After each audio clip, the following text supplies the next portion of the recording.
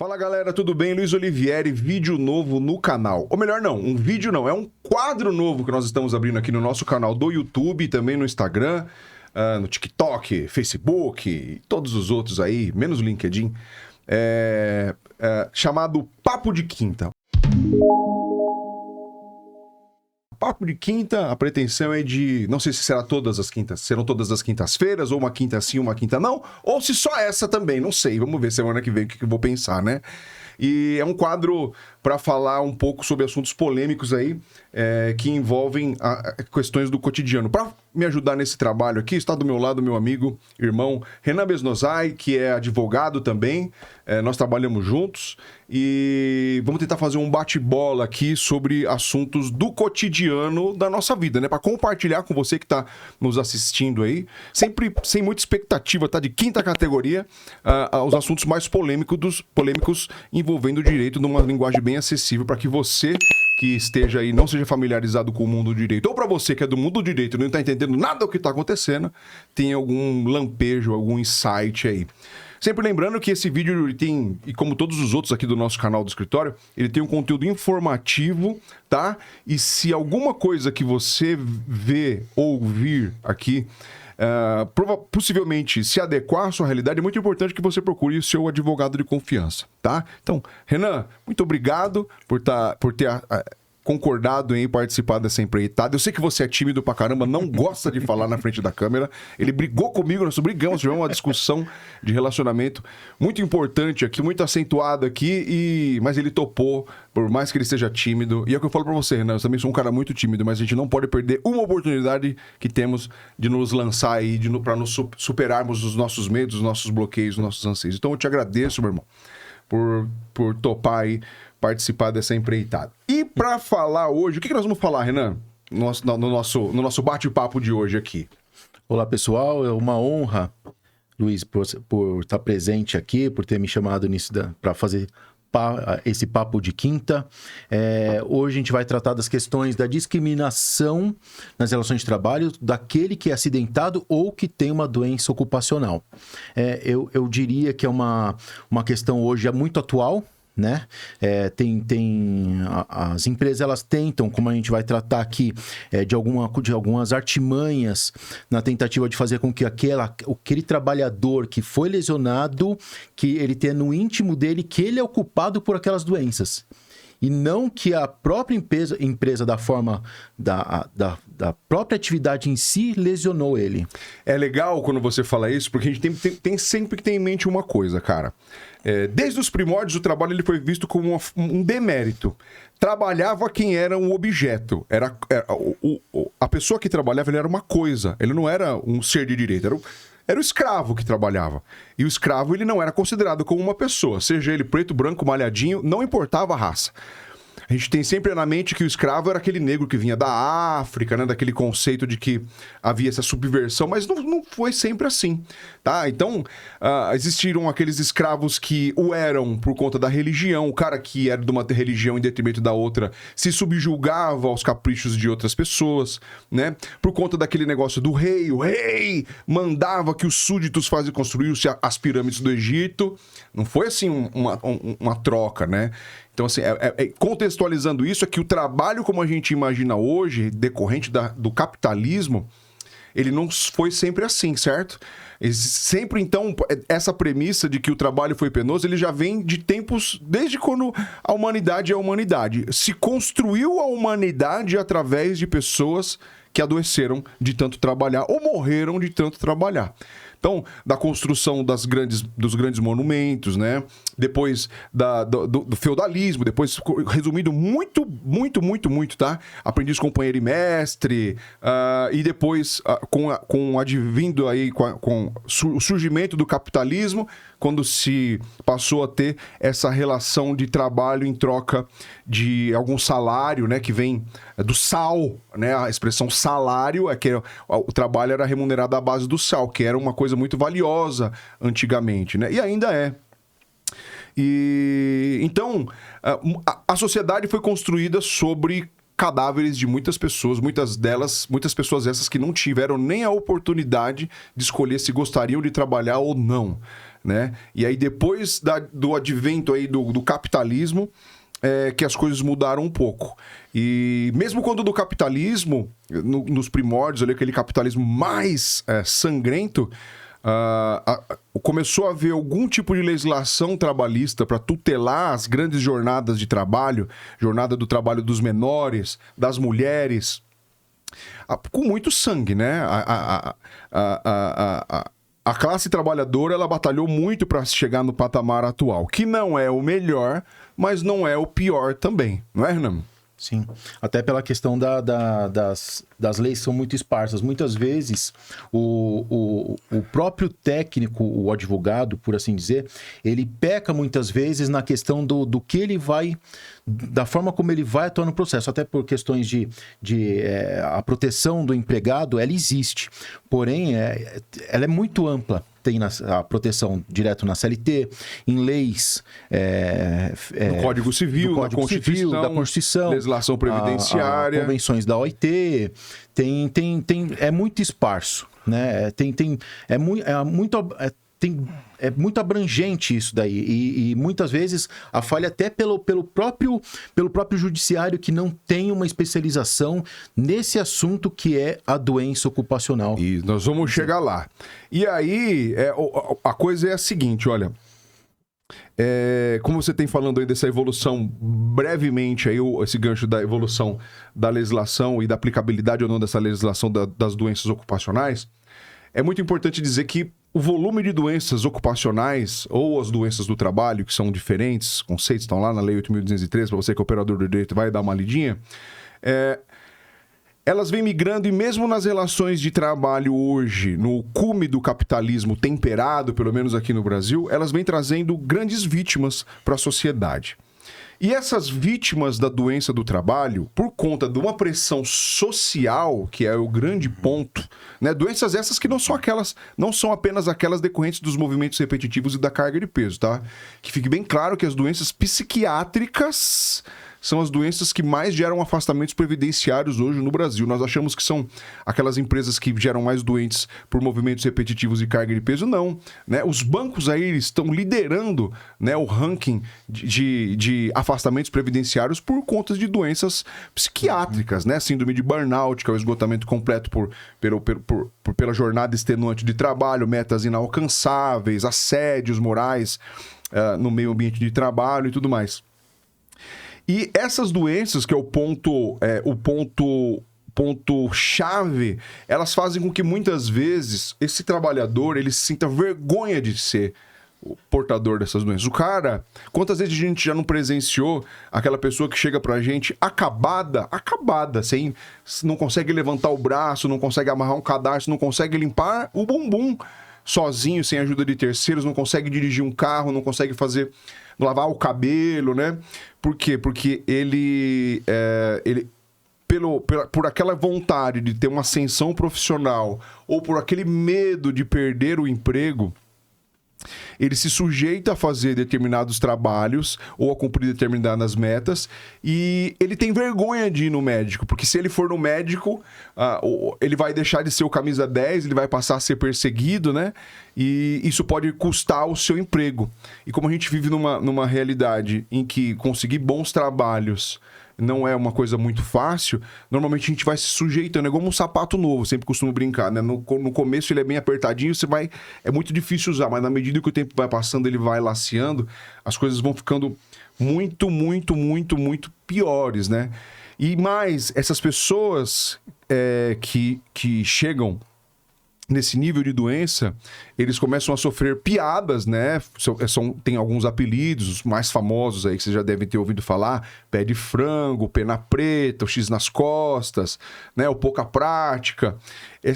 Então, essas pessoas já adoeceram por estar num processo produtivo hostil, né? Muitas vezes sem nenhum tipo de tutela para impedir que essas doenças ocorram. E a fiscalização pelo Estado, que é um ponto muito importante, é zero, é a certeza da impunidade, porque nós vivemos numa realidade hoje que prefere-se ter mais juízes que fiscais, né? Então a fiscalização ela nunca chega tempo para que evite-se uma doença. A ação coletiva, embora seja privilegiada no Código de Processo Civil, ela é pouquíssimo usada pelo menos se vê muito pouco. Talvez se usasse mais, o número de doenças seria um pouco menores, né? Porque coletivamente é muito mais fácil de você se tutelar num ambiente... você não está cumprindo o NR e tal do Ministério do Trabalho e Emprego. E por conversar com procuradores, não sei se você se lembra, os procuradores se sentem até ameaçados muitas vezes de distribuir uma ação civil pública na justiça para tutelar o meio ambiente de trabalho, porque o juiz fala assim, porra, você vai fechar minha empresa. Vai fechar a empresa, cara. Vou fazer você tá me propondo uma ação civil pública porque o cara não tá comprando cadeira? Sabe? E aí, existe... Não tô falando que o judiciário é pica... Nada disso, tá? Assim... É porque existem vários outros problemas muito graves também que giram em torno desse assunto e não se lançam tantas luzes como se deveria. O Ministério Público do Trabalho faz um trabalho maravilhoso, o Judiciário faz um trabalho maravilhoso, mas ainda há muitas lacunas, né, Renan? É lamentável, porque isso tudo ocorre por causa do ambiente de trabalho em si.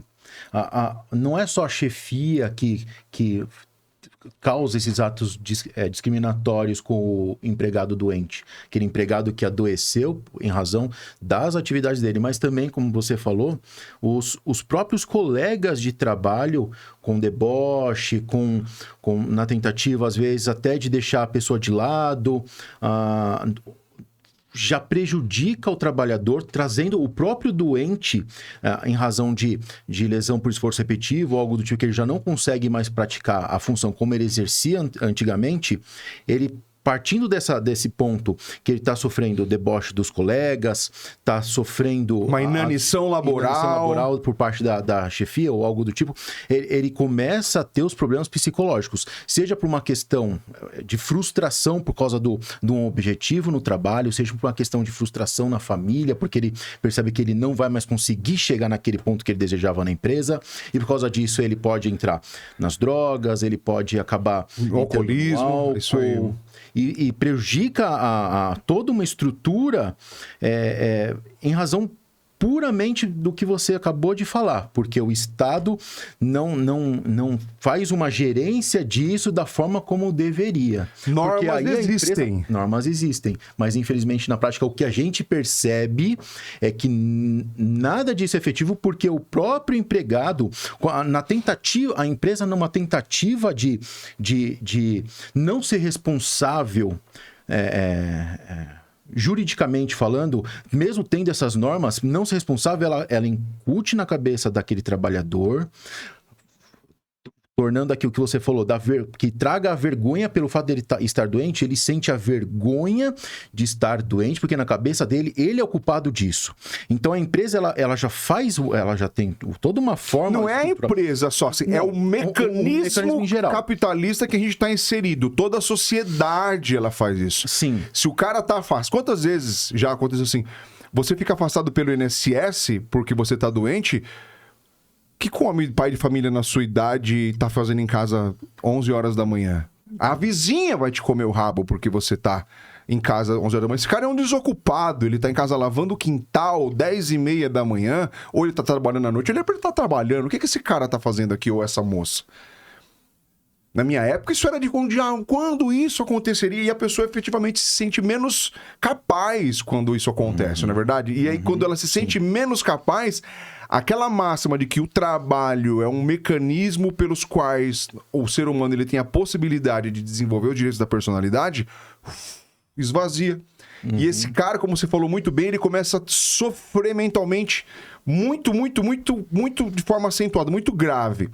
E essa questão é tão grave, tão delicada, e foi o primeiro mote aqui do nosso papo de quinta, que é igual a questão quando tem um assédio sexual, por exemplo. Os criminalistas, aí, os psicólogos da área forense, que não é a minha área, eles estudam bastante isso. A vítima é desmerecida pelo agressor. A vítima, ela fica se questionando.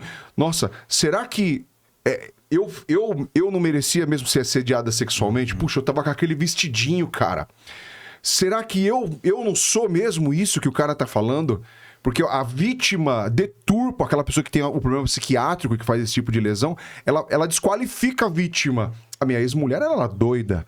A minha ex-namorada tinha aquele outro defeito. Ela perseguia a minha vida, ela acabou comigo, desqualificando a vítima, e a vítima começa a se questionar se ela realmente era tudo aquilo ou não. A mesma coisa eu verifico que acontece no mundo do trabalho. Quantas e quantas vezes nós nos deparamos com a situação que é mais ou menos assim. Nossa, Renan, você está condenado pelas doenças que você tem aqui. Você tem esse ou aquele caminhos. Quantas vezes o trabalhador ele fala assim, eu não vou fazer porque eu tenho medo de... Não vai pegar bem eu procurar o meu direito nesse caso aqui. E é uma questão de altíssima reflexão, porque isso incute, não só ele abrir mão do direito dele, é um problema totalmente dele. Ele tem esse direito, essa prerrogativa é do trabalhador. O exercício do direito é potestativo dele. Ele pode fazer ou não. Mas as razões pelas quais se fundamenta abrir mão desse direito é que são preocupantes. Isso revela um atraso social muito grande, né? Sim. Sim, só voltando para a questão em si do problema do mecanismo em geral, quando eu tratei diretamente empresa, eu quis dizer no sentido da forma como a empresa coloca que essa doença ela diminui aquele problema em si, deixa meio que a invisibilidade do acidente, da doença em si, tentando se esquivar de alguns direitos que aquele trabalhador teria, como, por exemplo, na tentativa de fazer com que aquele trabalhador peça a demissão com a inanição laboral. Isso sempre acontece, né? O objetivo é de desestimular o trabalhador a permanecer no local de trabalho. Trocando ele de função, rebaixando o cara. Colocando ele em funções que ele não vai conseguir trabalhar por causa da doença em si. A discriminação ela pode vir até por uma promoção, quando você promove a pessoa sabendo que ela não vai dar conta do recado. Como forma de ele ter uma baixa performance, frustração. Manda embora. O cara ele vai se frustrar. Ele pode vir a pedir a demissão. Exatamente para a empresa se esquivar, quando eu falei a questão da empresa, para ela tentar se esquivar, seja por uma eventual estabilidade normativa que ele tenha, seja por uma eventual estabilidade do 118, por exemplo, da Lei 8.213, que ele teria de 12 meses de estabilidade depois que ele retorna de um auxílio-doença acidentário, seja por uma questão da empresa não precisar pagar o fundo de garantia enquanto ele está afastado, seja pela questão da majoração de seguro de acidente de trabalho, seja por uma série de fatores. A empresa ela já de forma organizacional, organizada, de uma forma cultural, eu diria, né? Cultural, porque isso no Brasil ele é meio que cultural. Em outros países essa situação não se tem lugar. E é uma reflexão importante, nem só com a questão da judicialização também, que a gente vai tratar mais profundamente. Mas pela questão sociológica, cara, porque, olha, veja bem, até agora no Supremo Tribunal Federal, abrindo um parênteses aqui, ó, todas as questões envolvendo os direitos dos trabalhadores, não só das doenças ocupacionais, mas de um modo geral, eles estão sendo achatadas, diminuídas de uma forma muito expressiva. E critica-se muito a Justiça do Trabalho porque falam que são julgadores ideológicos, né? O juiz ele julga a favor do trabalhador e contrário à empresa. Não é isso. A premissa não é essa. A premissa está equivocada. Olha, vocês vão entender bastante a contextualização. A norma existente do direito do trabalho, por enquanto que isso está sendo mudado passo a passo, tá? Sem que você perceba diretamente, há uma manipulação social para que as leis trabalhistas elas venham perdendo espaço. Um exemplo bastante importante aqui, olha. Relação de emprego de Uber, advogado, médico, a pejotização, ela tá escancarada. E o Supremo Tribunal Federal, que seria o guardião, ele tá dizendo isso a olhos vistos. Então ele já tá dando recado. Advogado, não peça vínculo de emprego. Ou médico, não peça vínculo de emprego que você vai perder. E isso vai deteriorando os direitos do trabalho. A competência para processar e julgar as ações trabalhistas em que se pede, que se questiona atos administrativos da administração pública, contratação, de acordo com a emenda 45, tinha que ser da Justiça do Trabalho. Agora está voltando de novo para a Justiça Estadual. Ou seja, e esses escárnios estruturais, eles vêm voltando agora no assunto aqui, olha. Nunca se questionou um juiz de direito por ele aplicar o Código de Defesa do Consumidor em defesa do consumidor. Então, veja bem, olha, o Código de Defesa do Consumidor, ele existe para proteger o consumidor e a legislação trabalhista, ela serve para proteger o trabalhador. Então, a premissa básica é essa. A legislação trabalhista está para o trabalhador, que é a parte mais fraca da relação, da mesma forma que a legislação consumerista está para o consumidor. Ponto final. E vejam como todo o esquema estatal, legislativo, social, hoje ele é focado no consumo e não pouco importando se os direitos sociais estão sendo respeitados. Se você chega, eu já falei isso mais de uma vez, eu acho, deve estar em um outro vídeo aqui. Se você chega num posto de gasolina, por exemplo, ou vai comprar um bombom numa loja determinada e o produto está adulterado, a fiscalização tem o poder de lacrar o estabelecimento. Mas se esse mesmo estabelecimento ele não cumpre nenhuma norma de direito do trabalho, nada acontece. No máximo, uma fiscalização, desde que tenha dupla visita, se dê oportunidade do empregador arrumar todo o posto de trabalho, e se alguma coisa acontecer, esse trabalhador pode postular na justiça. Quando for o caso, que há uma litigiosidade contida muito grande hoje, né? Ainda mais depois da reforma trabalhista, que foi um impeditivo muito grande para que os trabalhadores busquem o direito deles, né? Que não sanaram o problema, tá? O problema não foi sanado.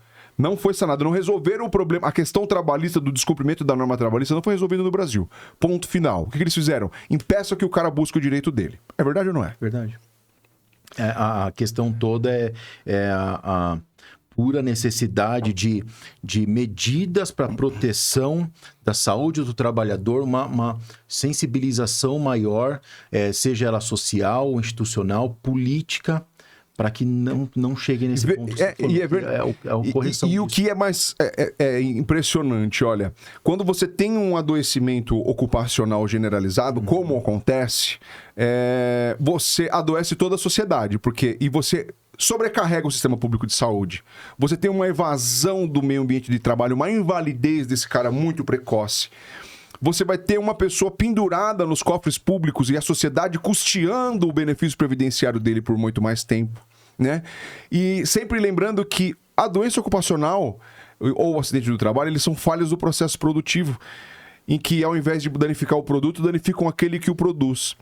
E esse trabalhador que está sendo danificado pelo processo produtivo, pelo que tudo se indica, na maioria das vezes, ele é a coisificação do ser humano, como se fazia na época das pirâmides do Egito, como se fez na época da escravatura. E quando você tem, de um lado, uma interpretação legal super restritiva, cada vez mais restritiva, e a vergonha do trabalhador ter a doença, você vai estimulando que o processo produtivo não seja corrigido, tanto do ponto de vista psiquiátrico, comportamental. A Comissão Interna de Prevenção de Acidentes e do Assédio, ela teria que atuar um pouco mais para evitar esse tipo de cenário, né? É muito difícil porque a CIPA, ela pega um grupo de empresas maiores e 97% das empresas no Brasil são micro e pequenas empresas. Então, muitas vezes a CIPA não chega nesses locais, né? Então, o cara que está adoecendo, ele está num processo produtivo que o cara não tem condições de fazer o processo produtivo adequado. E esse cara, ele não vai receber, porque o patrão, ele é tão, às vezes, hipossuficiente quanto ele. Então, assim, é uma situação muito porosa do nosso Estado, né, cara? Da vida que a gente leva aqui. E não tem uma resposta, né, cara? Não tem uma resposta. Até pelo cenário atual das empresas que hoje têm, como você falou, metas inatingíveis, inalcançáveis, metas altíssimas, atendimento que precisa ser rápido, eficaz, velocidade em desempenho. Aquele trabalhador que está machucado, ele mesmo não tendo a possibilidade de trabalhar, ele vai trabalhar, né? Que é Não tem alternativa, né, cara? Presenteísmo. Ele não tem alternativa. Com medo da demissão, sabendo como está volto a falar, a questão do cenário atual, que ele sabe o problema que ele vai ter sendo demitido, ele mesmo não tendo a possibilidade do trabalho em si, ele prefere ir trabalhar, vai ter uma produtividade. Aquele fato de, tá fazendo hora extra, tá trabalhando pra caramba, mas nem sempre a hora extra, ela é produtiva. Sinônimo de produção, de Na maior verdade, produção. As estatísticas, não sei se elas estão atualizadas, mas um tempo atrás, quando eu estava estudando o assunto, A maioria dos acidentes do trabalho, eles acontecem quando dá hora extra, que o cara já tá mais desatento, ele tá exausto e ele vai ali, a chance dele cometer um equívoco, até quando se fala muito de culpa exclusiva da vítima, né? O processo produtivo perfeito ou minimamente desejável, ele não poderia ter nenhuma margem para esse argumento. O cara se machucou, ele fiou a mão porque ele quis no maquinário, né? Porque se ele é parte do processo produtivo, a parte humana do processo produtivo,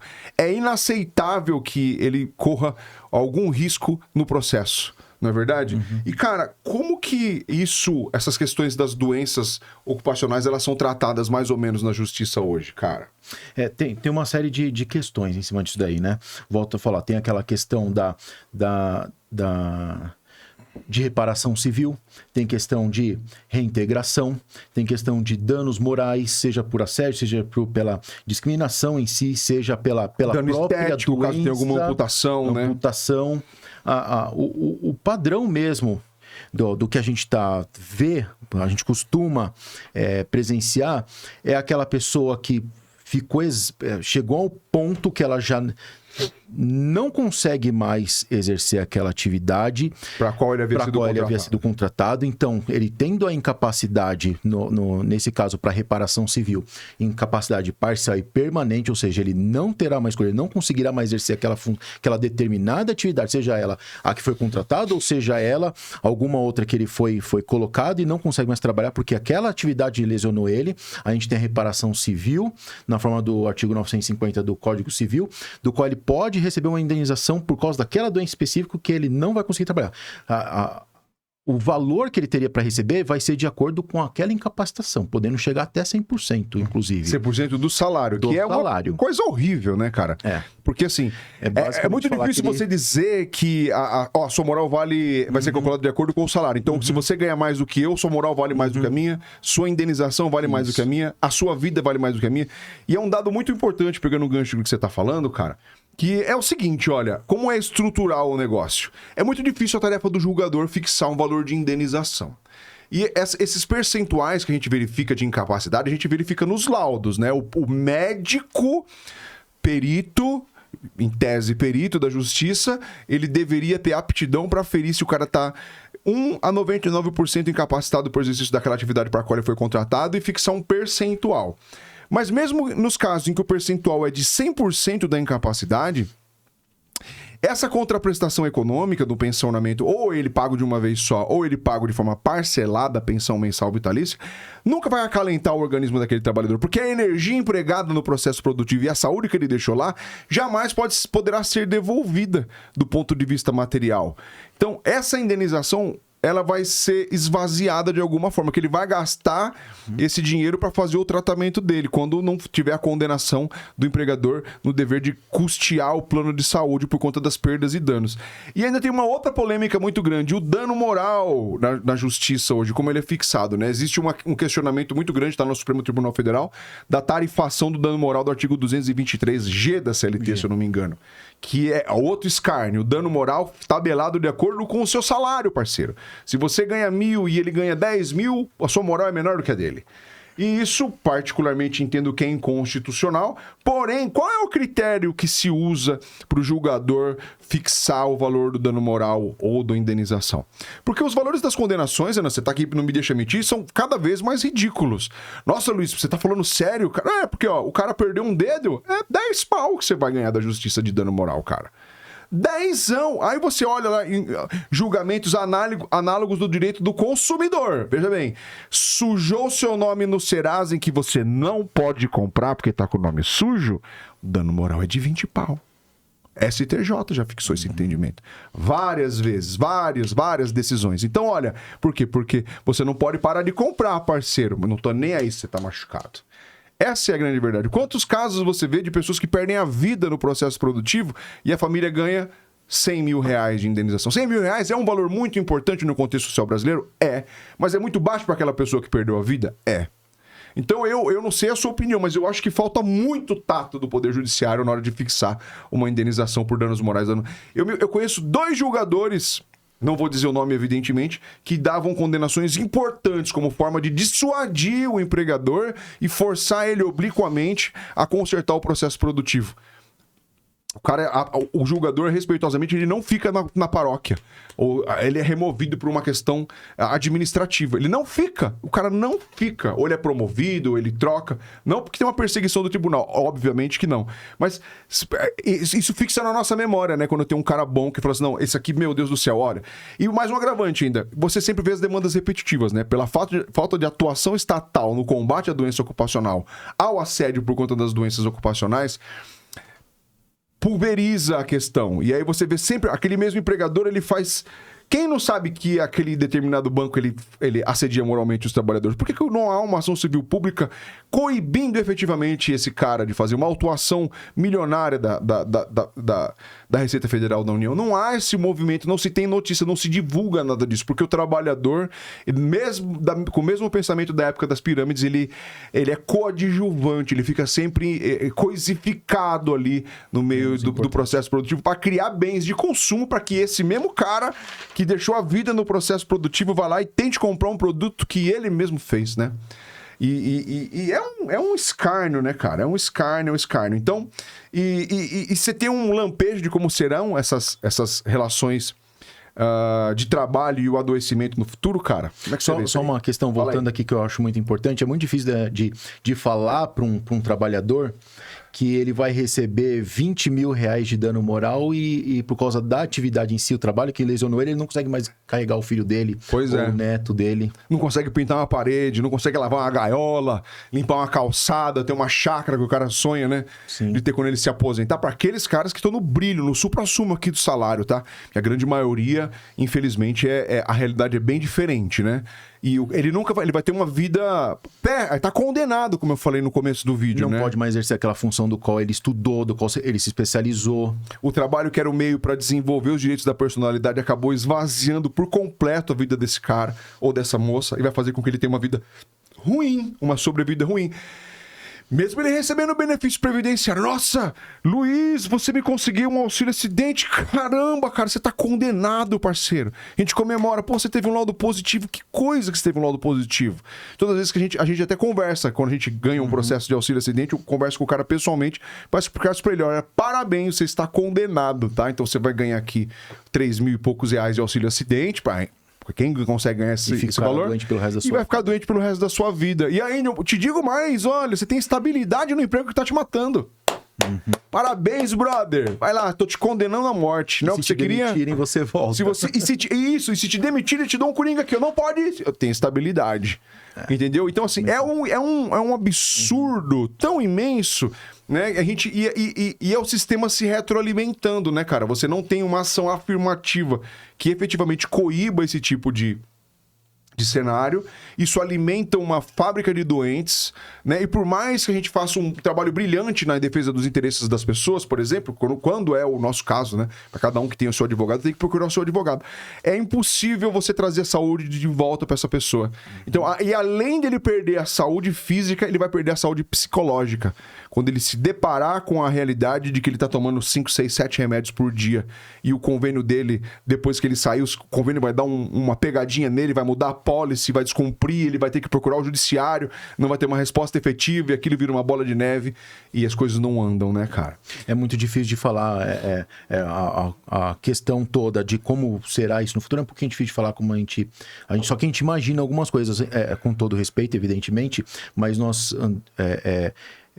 Está sendo cultural na Justiça do Trabalho algumas decisões que é um escárnio. São decisões de um trabalhador que acabou a vida para ele, seja familiar, porque o cara não vai conseguir carregar um filho, ou pegar um copo d'água com total estabilidade com uma única mão, ou exercer aquela atividade da qual ele se especializou e não poderá mais exercer, e o judiciário simplesmente, volto a falar, apesar de decisões brilhantes, extraordinárias, algumas delas brilhantes, dá para fazer um quadro de algumas decisões, e existem, com todo o respeito, algumas decisões que são absurdas, chegam ao absurdo de falar que o laudo médico de um técnico, uma pessoa que foi habilitada para aquilo, ele não concorda com o que o médico falou e, na opinião dele, pelo fato do trabalhador falar que ele está fazendo qualquer outra atividade que seja, ele não tem direito a uma reparação. Seja ela por dano moral, seja ela por dano material. E aquele lance do deságio? Cara, vocês sabiam? Você sabia que você tá vendo a gente? Que o artigo 950, parágrafo 1º do Código Civil, ele fala que para os casos em que o caráter que a pessoa estiver inabilitada para o trabalho para que ele foi contratado, ele pode ser condenado a pagar ele pode receber uma pensão calculada de acordo com o grau da incapacidade. Aí a justiça vem e fala assim, tudo bem, Renan, você perdeu 50% da sua capacidade, eu vou condenar a empresa a te pagar uma indenização de 50% do seu salário de uma vez só porque está previsto no artigo 950, parágrafo 1º único, lá do Código Civil, e o seu advogado pediu dessa forma, beleza? Porém, eu vou te aplicar um deságio de 30%, porque você vai receber de uma vez só. Sabe o que é o deságio? A própria justiça dá um desconto para a empresa que te machucou de 30%. Uma caridade com o seu chapéu. Caridade com o chapéu ali é muito fácil, sempre muito respeitosamente, é verdade, mas é uma constatação. Não existe um artigo na lei que autorize o julgador a aplicar um deságio no pedido. Não existe um artigo na lei, é uma construção. E as várias críticas que se faz à justiça, muitas delas legítimas, a maioria não, é nesse sentido. Quando o julgador, num ativismo judicial, ele vai além daquele comando que está posto na lei. Todas as vezes que isso acontece, dá mal. Dá a coisa errada, o Supremo Tribunal censura mesmo e não se aprende, né? Aplica-se uma fórmula, em alguns casos, inventada lá no Mato Grosso, uma fórmula que não tem... supera os 30%, aliás. Muito mais, é um deságio de 40%, 50%, 60%, 70% até da indenização que o trabalhador tem direito, e a saúde dele não vai ser devolvida, mas a indenização que ele receberá vai ser muito minorada. Qual a chance do empregador consertar o processo produtivo com decisões desse tipo? Não fará. Então, com todo respeito a você que trabalha no judiciário, que se por algum motivo você conseguir ficar até o final desse papo de quinta, se sensibilize ao aplicar a lei. Você tem que se sensibilizar e verificar que é um pai de família que está ali do outro lado da mesa. O processo está resolvendo a vida de uma pessoa. E nós temos que ponderar lá o efeito pedagógico, não punitivo, a indenização se mede pela extensão do dano, a gente sabe tudo isso. Mas a extensão do dano para quem? É para o empregador ou para aquele que sofreu? Quando você tira você deixa de punir aquele que efetivamente produziu o ilícito, beneficiando ele por estar errado, dando um desconto, dando um deságio, você está fomentando, com todo respeito, que o ilícito perpetue. E ao invés de solucionar o problema, você devolve outro para a sociedade. Porque esse processo que você está dando uma sentença, ele virará 4, 5, 6 iguais. Porque aquele mesmo agente causador do dano vai continuar sendo uma fábrica de doentes. E o seu trabalho vai ser sempre de secar o gelo. Não há aí a conclusão é que você chega que não há um interesse efetivo em solucionar o problema de fato. Não é verdade, Sim. Renan? E as demandas são sempre repetitivas. Idênticas. São sempre idênticas. E ainda você entrando com uma demanda idêntica, que está na moda agora, falar que é a advocacia predatória. Advocacia predatória, tirando os casos de abuso, evidentemente, não é que a advocacia é predatória. As demandas são iguais, porque a lesão é a mesma, o ato ilícito é o mesmo. Então não tem como você fazer um processo diferente se o ato ilícito é sempre o mesmo. Então a advocacia predatória seria ao revés. Aquelas defesas padronizadas, mentirosas muitas vezes, falando que não existe doença.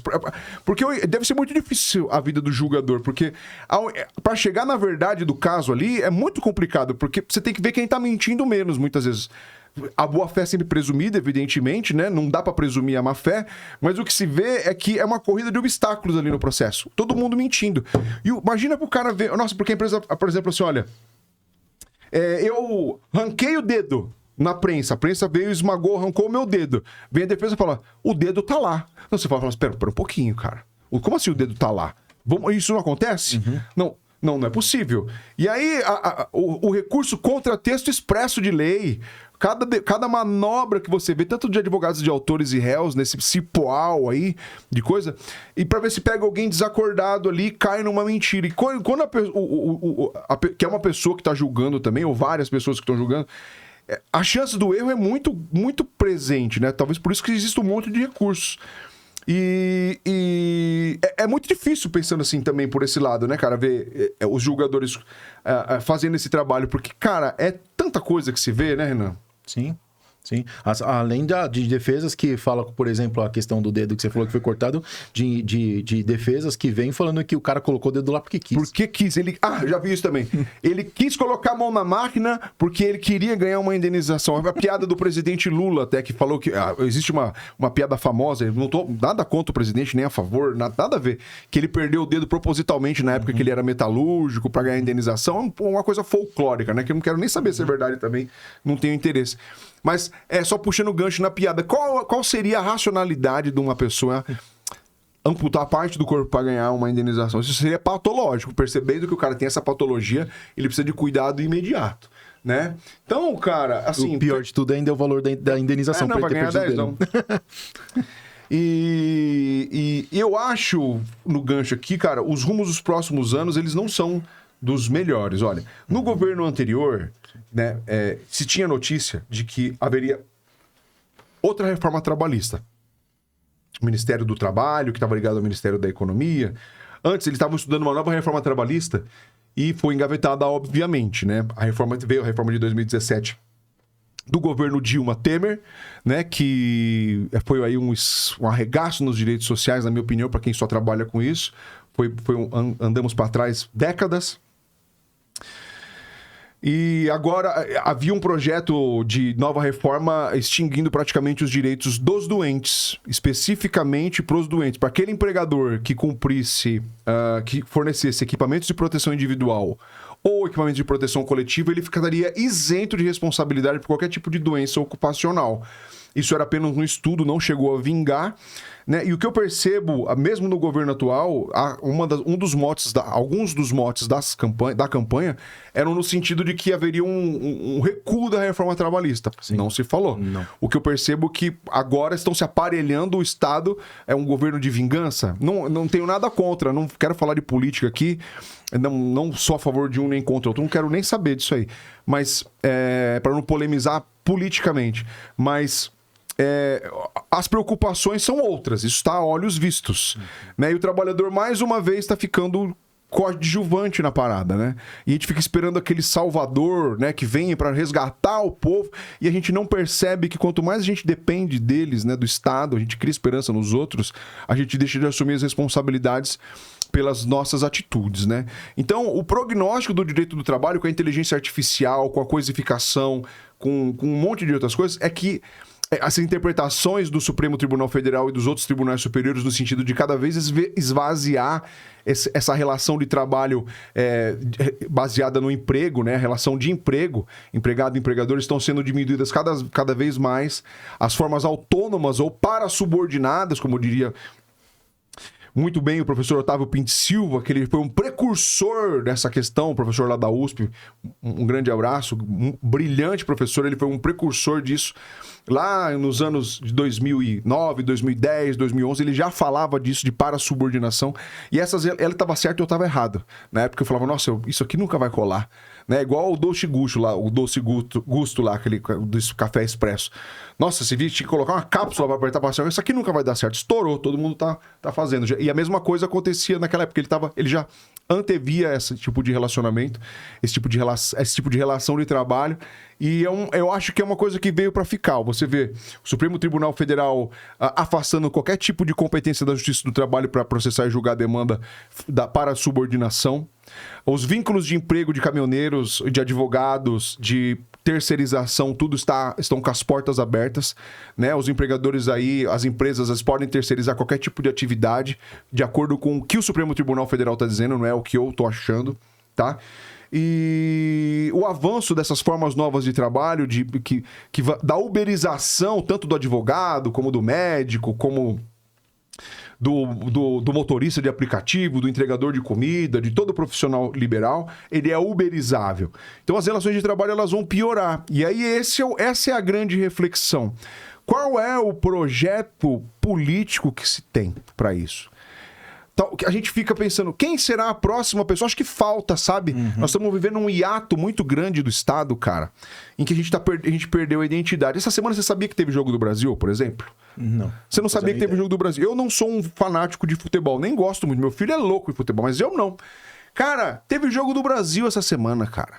E perdemos.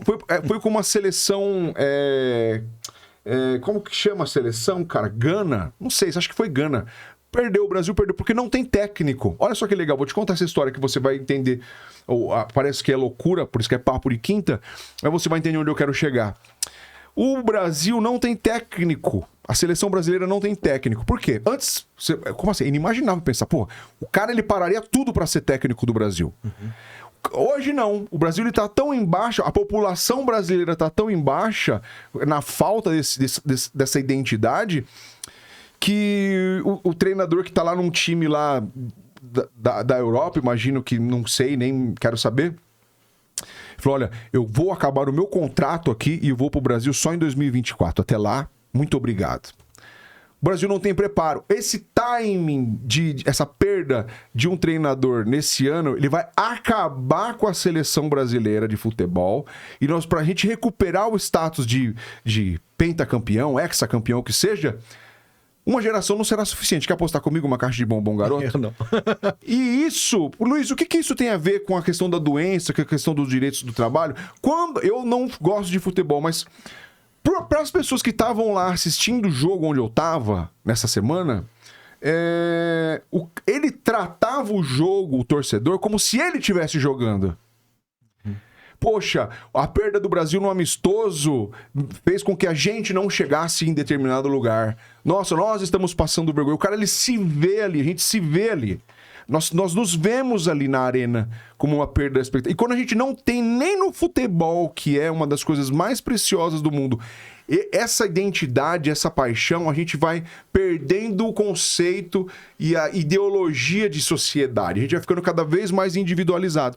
E o Brasil já tem isso por característica, no meu entender. Coletivamente nós somos muito ruins, mas individualmente a gente tem um relacionamento muito melhor. Para o coletivo funcionar bem, o individual ele tem que ser sacrificado em certa medida, como se vê lá fora nos outros países. Aqui, o coletivo foi feito para dar errado. Isso que, cara, foi para dar errado. Você não consegue ver o semáforo quando você para o carro na faixa, não cabe o carro e o caminhão na pista, o cara mete um ônibus do lado de um caminhão e não tem como passar um carro no meio. Foi feito para dar errado. Tudo. O sistema previdenciário tá dando errado, tá? Não temos natalidade suficiente para pagar as aposentadorias da próxima geração. Porque você imagina toda essa loucura do papo de quinta. Você acha que a aposentadoria da minha mãe é paga pela poupança que ela fez lá atrás? Lógico que não. Somos nós que estamos pagando hoje a aposentadoria daquele cara que está em casa hoje nos aposentos. E hoje, como a maioria das pessoas é pai de pet, né, o índice de natalidade diminuiu muito, não teremos jovens no futuro de 100 anos para pagar a aposentadoria da próxima geração. Ou a nossa aposentadoria. Então, qual é a chance de dar certo? Não há uma política pública efetiva de interesse de resolver o problema estatal para que se faça um país melhor. É só o jogo de interesse. Olha, eu vou privilegiar aqui para arrumar o meu governo e ir atrás daquele cara que me fez o mal. Ou então eu vou fazer o interesse dos usineiros, ou do pessoal do agronegócio, ou da indústria. Não pensando no cidadão efetivamente, mas pautas. As pautas são colocadas e a população brasileira está sempre fora da pauta.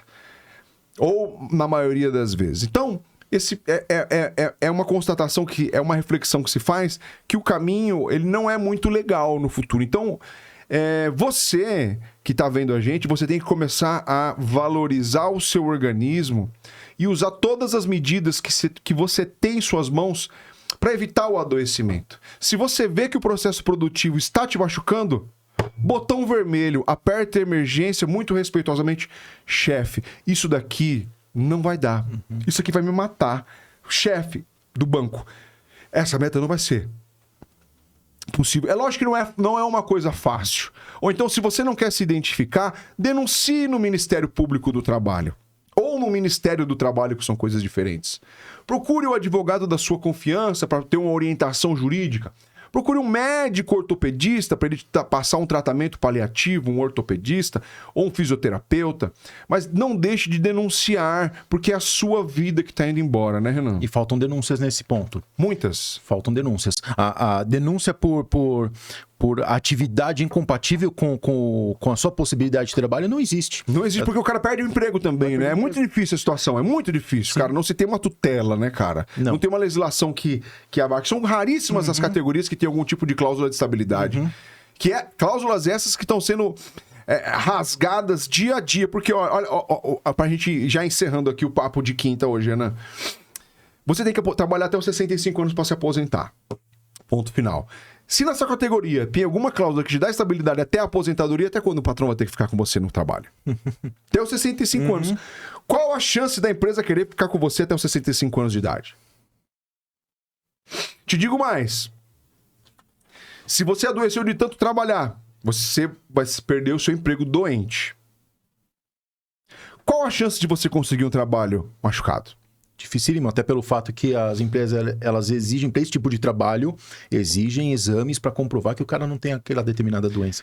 Você não sabe que ele não vai conseguir exercer. Ele vai ter que, para se aposentar, ele vai ter que ter 65 anos, né? Exatamente. Depois de 12 meses que você está fora do sistema previdenciário sem pagar, sem emprego, você perde a qualidade de segurado. Sabe o que isso significa? Ressalvadas algumas hipóteses que podem serem elastecidas para 24 e 36 meses, que você vai dar uma consultadinha na Lei 8.213.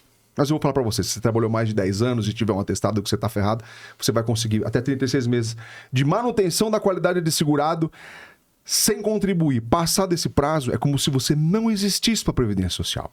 Então você vai ser uma pessoa com 30 e poucos ou 40 e poucos anos que perdeu o emprego, não vai estar contribuindo pro INSS, e se você não tiver nem recolhimento, você não vai assistir pra Previdência.